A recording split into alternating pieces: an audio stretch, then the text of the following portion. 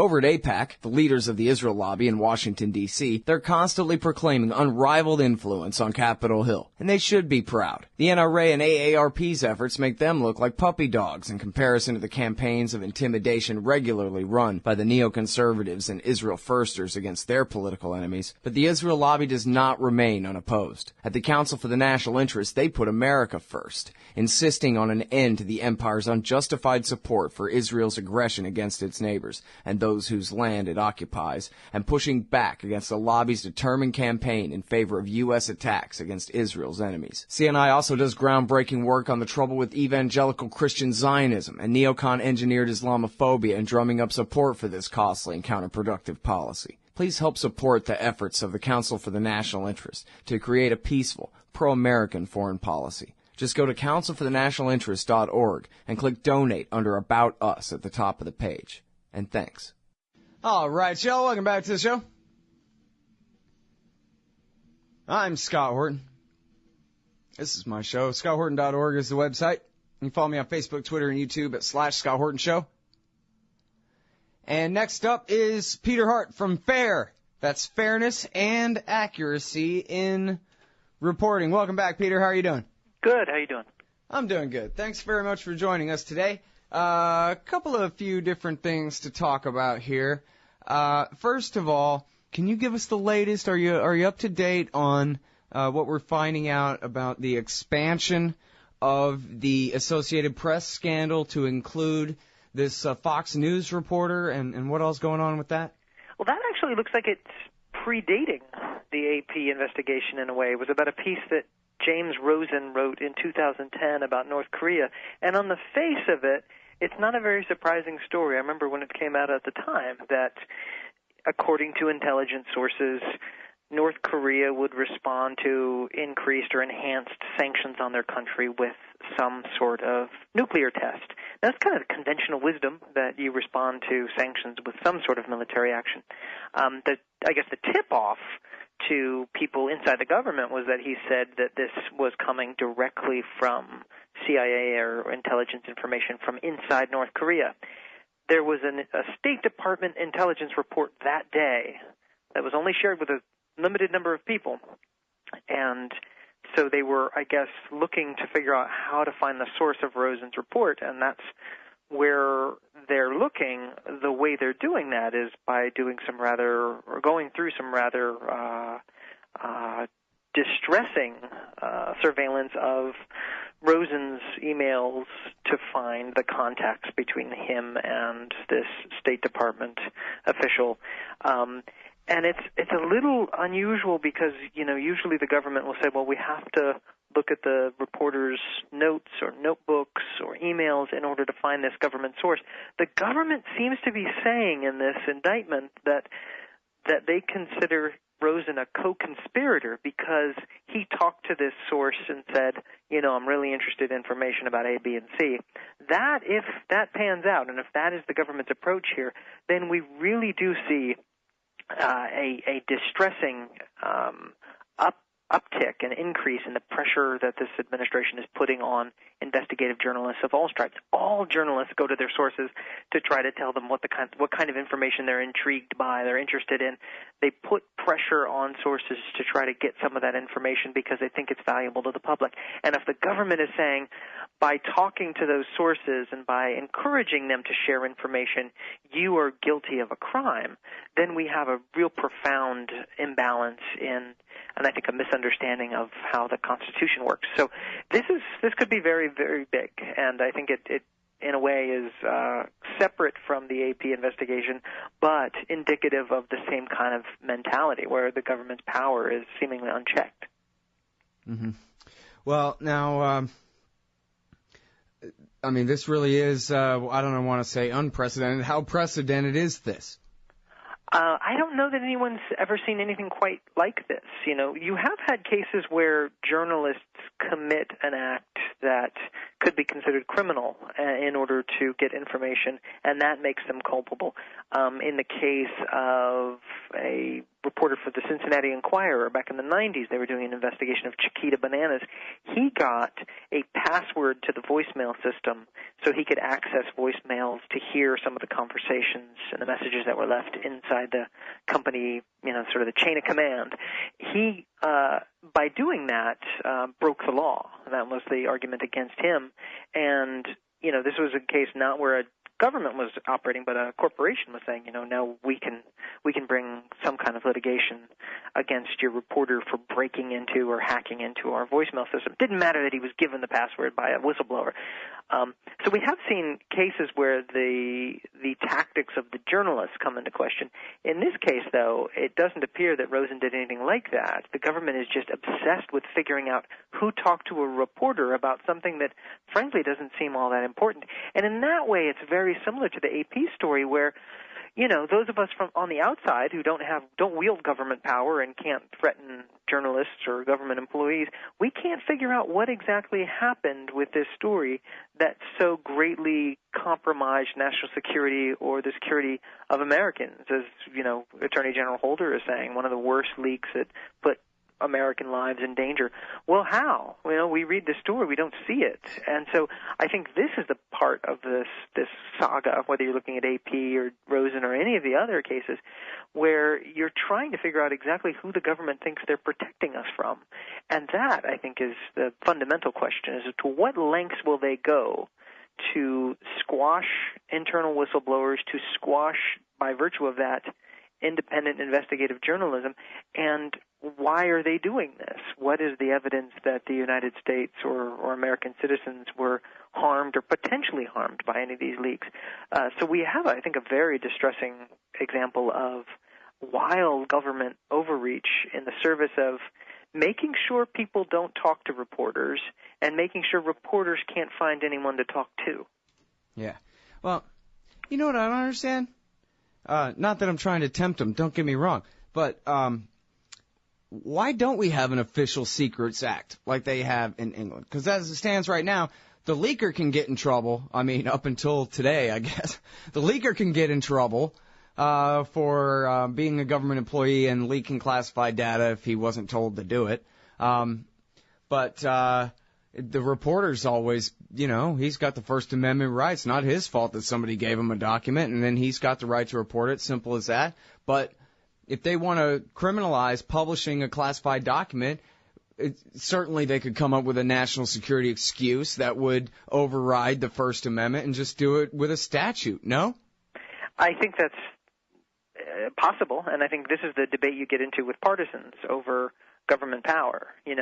During the Bush years, it's cliche at this point to say Democrats would be howling about some of the actions of the Obama administration if it were, the shoe was on the other foot.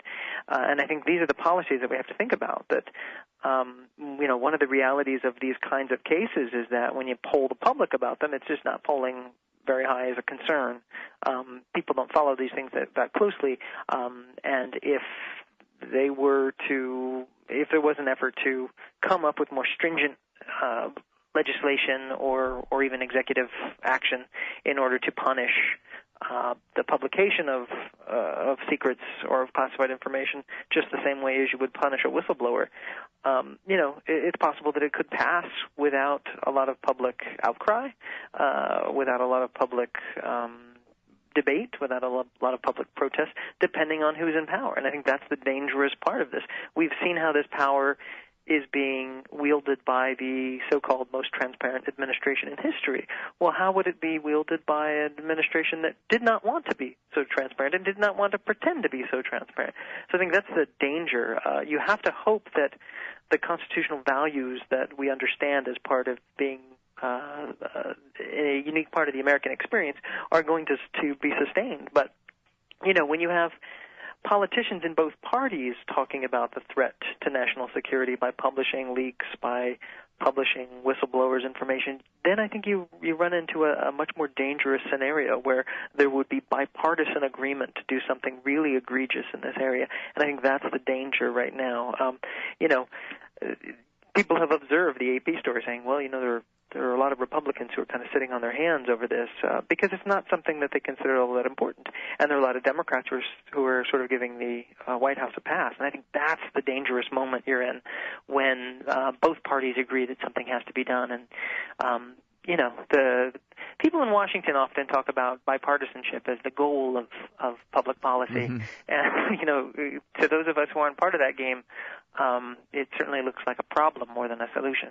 Yeah, absolutely. Yeah, I've always said this. I don't know why I haven't succeeded in coining this phraseology and understanding throughout the whole damn society, because it's so true that the centrists in American politics are the extremists. They're not the moderates. The moderates are the people on the fringes who want to stop killing people, stop lying, stop stealing, and all this horrible violence. The center, as it's defined in American politics, is Joe Lieberman and John McCain, the liberal Republican, the conservative Democrat, who agree on every horrible thing that could possibly inflict on people here or abroad or anywhere else. Yeah, and I think it's one of the problems with the way mainstream journalism is set up. It's set up to elevate those voices because they are quote-unquote moderate, bipartisan, seeking consensus, all of that. Consensus is what has delivered us all kinds of policies that I think most people would find at the time and then much later to be unwise. And I should have said Obama instead of Lieberman, because Lieberman's gone, and Obama is a very conservative Democrat. He's Bill Clinton. He's exactly what I'm talking about. Oh, yeah. The centrists are the extremists. Yeah, and the problem with this, I think, for people who observe politics, too, is that according to the Republicans, Barack Obama is practically a socialist. So it gives an illusion of debate in some ways, that you have Obama way off on one side and the Republican leadership way off on the other side, and in the middle there is some common sense. Well, if you take a more rational view that Obama is sort of a center-to-center right Democrat, then you understand that the field that we're playing on runs from the middle to the right, in certain ways. And issues like civil liberties and international affairs and war and peace, I think the left-right distinctions kind of get real blurry. Yeah, it's like a football game between the 40-yard lines. Exactly. And now, here's the other thing, too. And I know you're a very polite person, so I don't want you to try to, trick you into assenting to a mean statement of mine. So I'll try to say it as nicely as I can. But isn't it the case that many of these people in the media are simply bad people? And that so when, for example, the bipartisan moderate consensus is that Julian Assange and Bradley Manning ought to be crucified, the media rushes to say, oh yeah, they're very different than us. We like to check all of our facts with the White House first before we publish them, says the New York Times and the AP and the rest of them. We're not like, you go and take Manning and take Assange and go ahead and nail them to the wall if you want. That's not what we're doing. Just leave us alone because we're in a different business. Instead of being, decent human beings and doing the right thing and sticking up for the Bill of Rights and sticking up for their own profession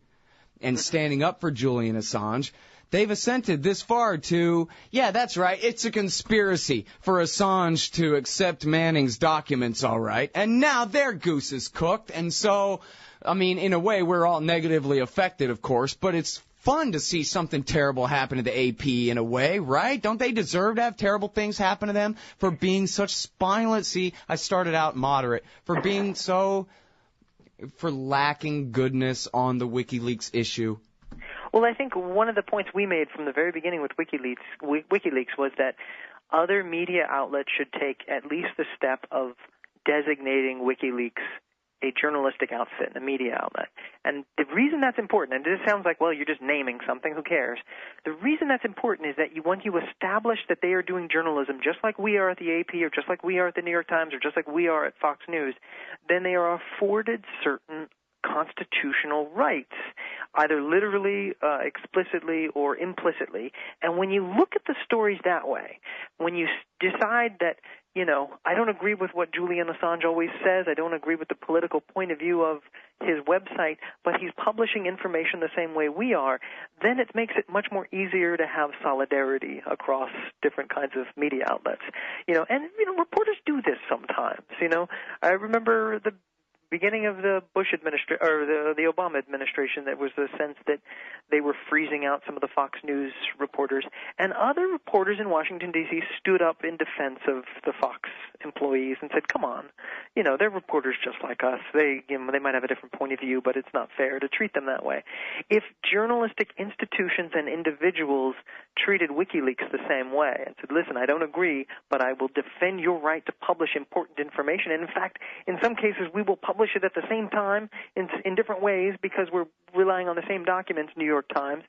When you decide to treat other media outlets as worthy of that kind of protection, I think it fundamentally tilts the balance of power back towards you and back towards freedom of information and away from government and away from secrecy. But when you toss a media outlet aside and say, they're not like us, when you have people on television talking about a drone strike on Julian Assange, when you ignore the Bradley Manning trial, basically, when you ignore what is arguably the most high-profile political prisoner in our country right now, when he speaks out in court to explain what motivated him, and you ignore that news, when someone smuggles out a tape recording of him, and you realize that all of the conspiracy theories you heard about Bradley Manning are false, that he's an articulate, well-spoken critic of U.S. government policies, and that's what motivated him. When you hear that and you decide not to publish it, you're saying that certain kinds of journalists are over there and the rest of us are over here. That's fine. But when the government starts snooping into your emails, then what do you do? When the government has started investigating you for committing the sin of journalism, you didn't stand up for someone else, and now it's much more difficult for people to extend the same kind of courtesy to you, to extend the same kind of outrage in your direction. I think that's the fundamental problem. Whether they're good people or not good people, we can put it different ways, but the fact of the matter is, if you do not treat these infringements on freedom of information and freedom of the press outside your house, when the problem comes inside your house, people are going to stand there and say, "Look, where were you on WikiLeaks? When did you stand up for freedom of information then?" That, I think, is the problem for these media outlets.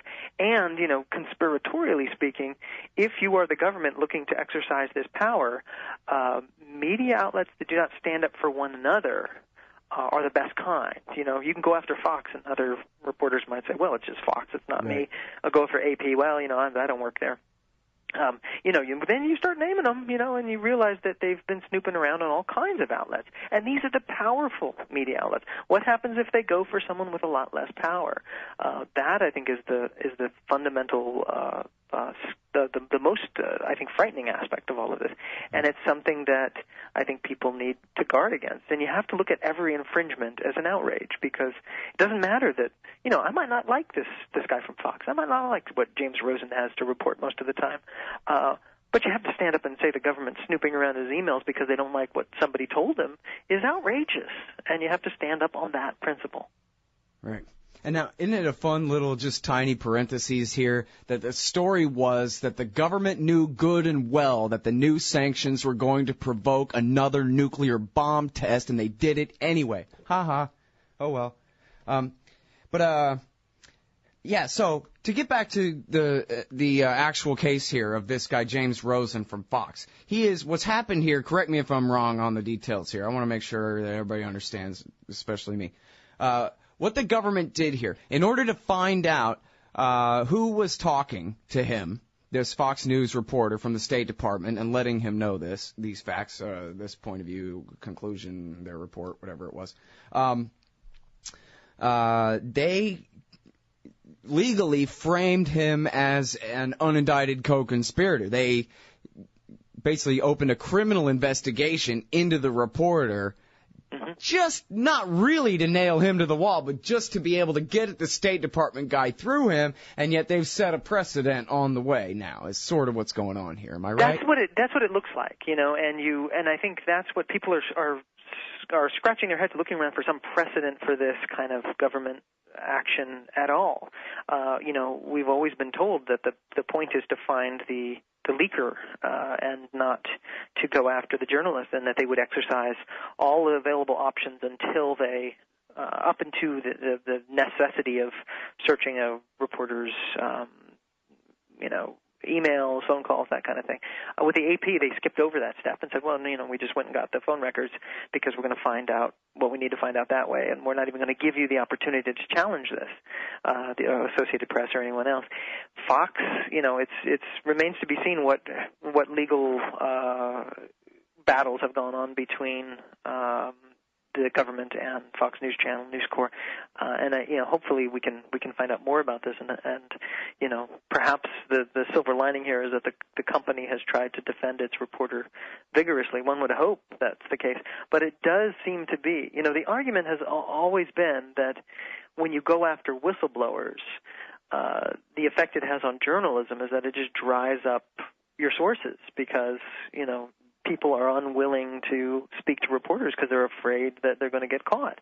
So now you have to teach sources how to buy, disposable cell phones and to call sources on those and make sure that they're not speaking to an office phone anywhere. These are the lengths that people are going to have to go in order to preserve this flow of information between sources and investigative journalists without the government knowing about it. You know what's funny? It is kind of a pleasant surprise to me that, I would have just assumed that anybody who's doing real journalism on this level is being watched, if not by, the criminal division of the FBI, by the intelligence division anyway. You know what I mean? Yeah. My wife, Larissa Alexandrovna, she did the national security beat for a long time, and she might as well have been a spy herself for all the ducking and covering and secret messages passing around and whatever. She went to ultimate lengths to protect her sources' identities and her communications with them. And to think that any of these reporters would just sit at their AP desk while they're calling people and getting, well, I don't know. Like you said, in the case of the AP scoop, it's not like they were even really scooping anything other than the government's ability to spin it even better for them. There's a very real possibility that the scandal in the AP story is that someone inside the government was speaking too loosely to a group of former government officials and perhaps some reporters about what the CIA was up to.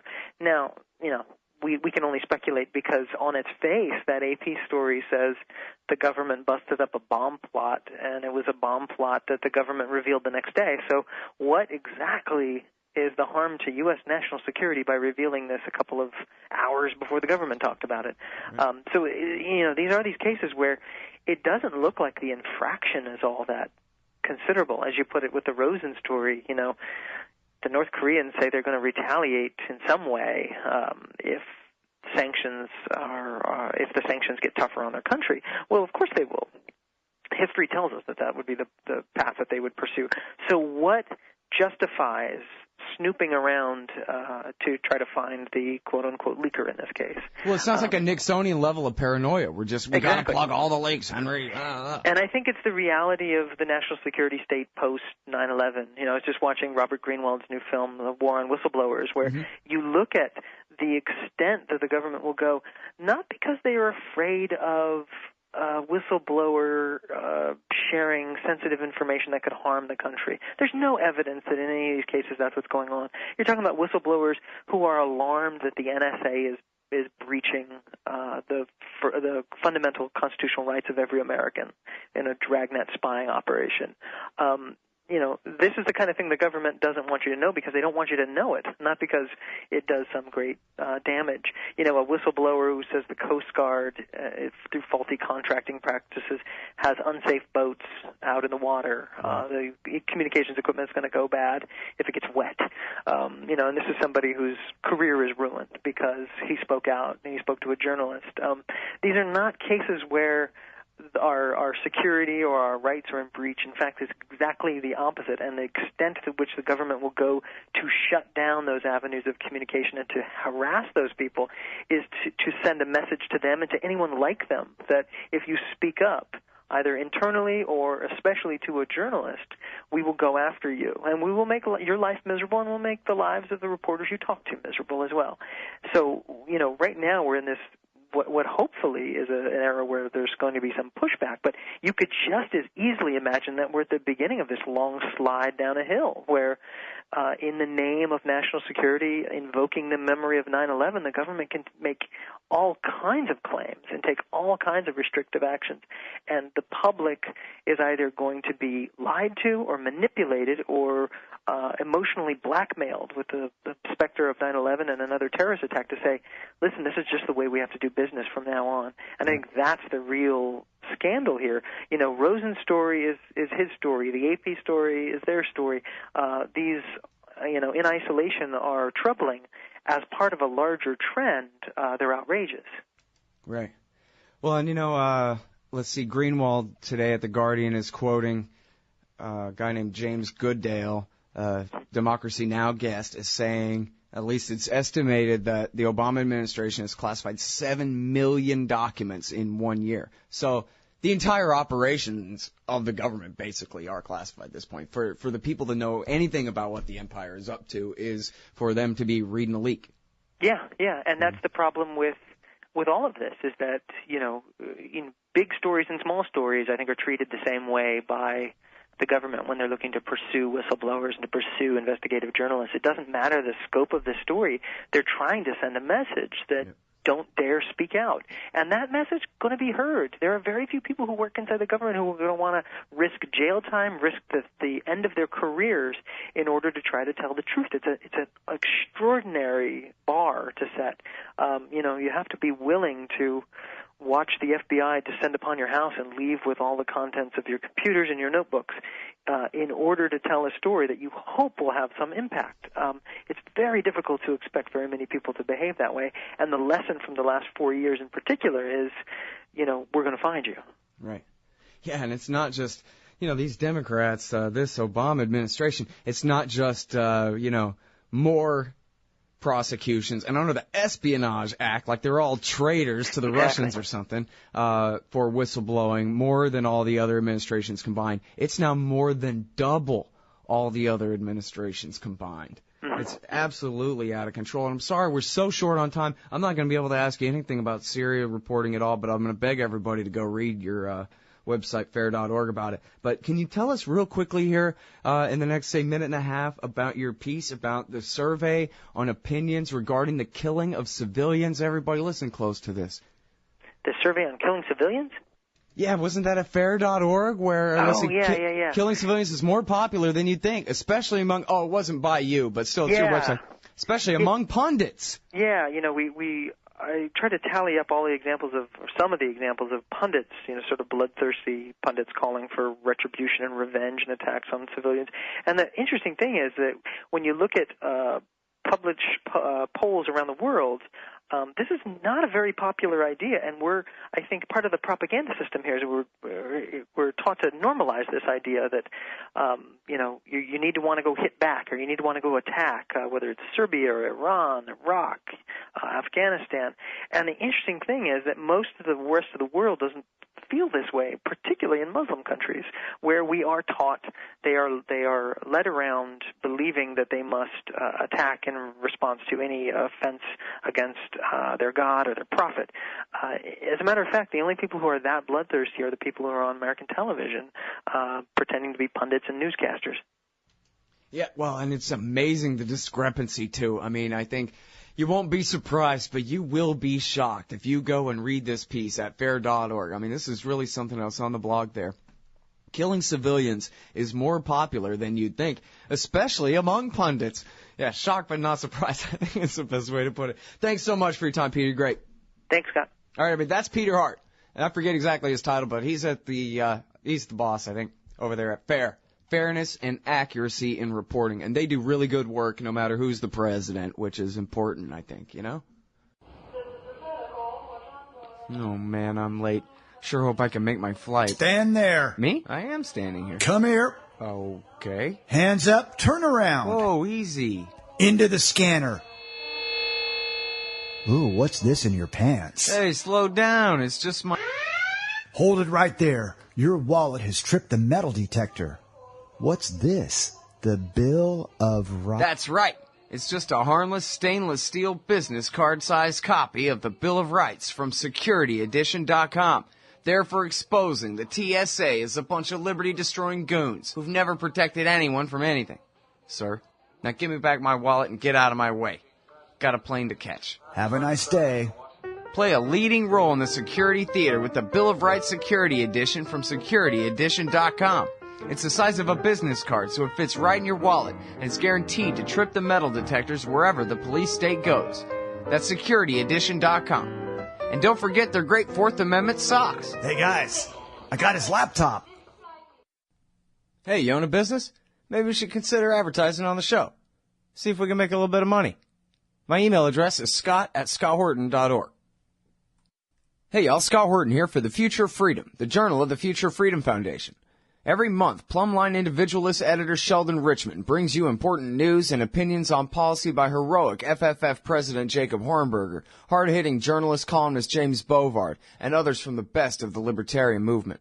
The Future of Freedom tackles the most important issues facing our country, from the bankrupt and insane welfare and regulatory states to foreign wars and empire, the dismal state of our economy, and ongoing assaults on civil liberties.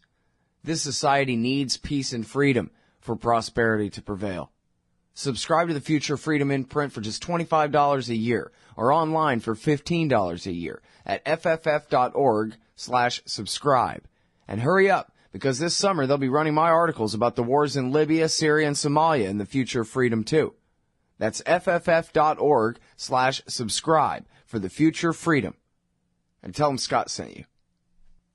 Admit it, our public debate has been reduced to reading each other's bumper stickers. Scott Horton here for LibertyStickers.com. I made up most of them, and most of those when I was mad as hell about something. So if you hate war, empire, central banking, cops, Republicans, Democrats, gun grabbers, and statists of all stripes, go to LibertyStickers.com, and there's a good chance you'll find just what you need for the back of your truck. Own a bookstore? Sell guns at the show? Get the wholesaler's deal. Buy any 100 stickers and they drop down in price to $1 a piece. You can spread the contempt and make a little money too. That's LibertyStickers.com. Everyone else's stickers suck. Hey y'all, Scott Horton here for WallStreetWindow.com. Mike Swanson is a successful former hedge fund manager whose site is unique on the web. Subscribers are allowed a window into Mike's very real main account and receive announcements and explanations for all his market moves. The Federal Reserve has been inflating the money supply to finance the bank bailouts and terror war overseas. So Mike's betting on commodities, mining stocks, European markets, and other hedges against a depreciating dollar. Play along on paper or with real money, and then be your own judge of Mike's investment strategies. See what happens at WallStreetWindow.com.